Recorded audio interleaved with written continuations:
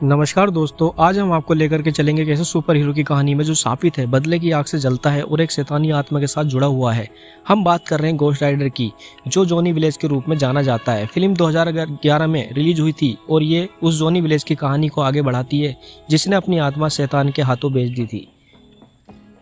Film की शुरुआत होती है जॉनी विलेज के नए जीवन से, जहाँ वह अपने अभिशाप से दूर भागने की कोशिश कर रहा है। वह दुनिया से छिपा हुआ है, एकांत में, क्योंकि उसे पता है कि घोस्ट राइडर का रूप लेने पर वह अपने भीतर के शैतान को रोक नहीं सकता। रोमानिया की पहाड़ियों में एक मठ में कुछ पादरी और सैनिक एक लड़की की सुरक्षा कर रहे होते हैं।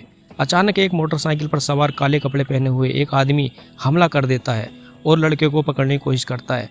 इस फिल्म में एक नए किरदार की एंट्री होती है जिसका नाम है डैनी। वह एक खास बच्चा है जिसे शैतान अपनी योजना के लिए इस्तेमाल करना चाहता है। घटनाओं के बीच फिल्म का नायक मोरा द्वारा निभाया गया जॉनी विलेज को ढूंढता है और उससे मदद मांगता है। मोरा, जॉनी विलेज, केवल तुम ही हो जो उसे बचा सकते हैं। शैतान फिर से उठ चुका है और अगर हम कुछ नहीं करते तो वह दुनिया को अंधकार में धकेल देगा। जॉनी विलेज में अब घोस्ट राइडर नहीं हूँ, मैं उस सांप से भाग रहा हूँ। मोरा, तुम भाग नहीं सकते जॉनी, घोस्ट राइडर का होना बहुत तुम्हारे लिए भाग्य है।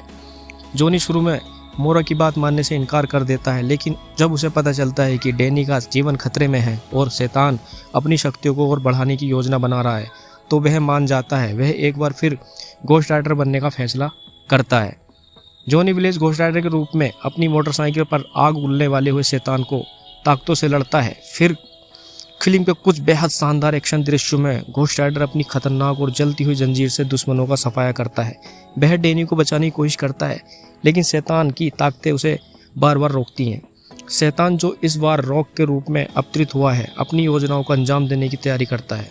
रॉक, डैनी मेरी नई अवतार होगा, उसके माध्यम से मैं दुनिया पर राज करूंगा। शैतान की योजना यह है कि वह डैनी के शरीर में अवतरित होकर कुछ को और खुद को पूरी तरह से दुनिया पर हावी कर लेगा, लेकिन घोस्ट राइडर मोरा और डैनी की माँ नायडा द्वारा निभाई गई उसे रोकने की पूरी कोशिश करते हैं।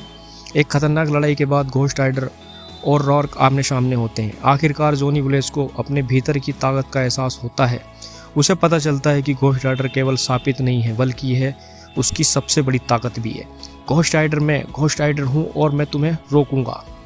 आखिरी लड़ाई में घोस्ट राइडर डैनी को बचाने में कामयाब हो जाता है और शैतान को हरा देता है। फिल्म के अंत में घोस्ट राइडर शैतान को हरा देता है और जॉनी विलेज को अपनी आत्मा का नियंत्रण वापस मिल जाता है। हालांकि वह अब भी घोस्ट राइडर है, लेकिन वह अब बदलने की आग में नहीं जलता, बल्कि अपनी नई शक्तियों को अच्छे के लिए इस्तेमाल करने का फैसला करता है। यह थी घोस्ट राइडर की कहानी।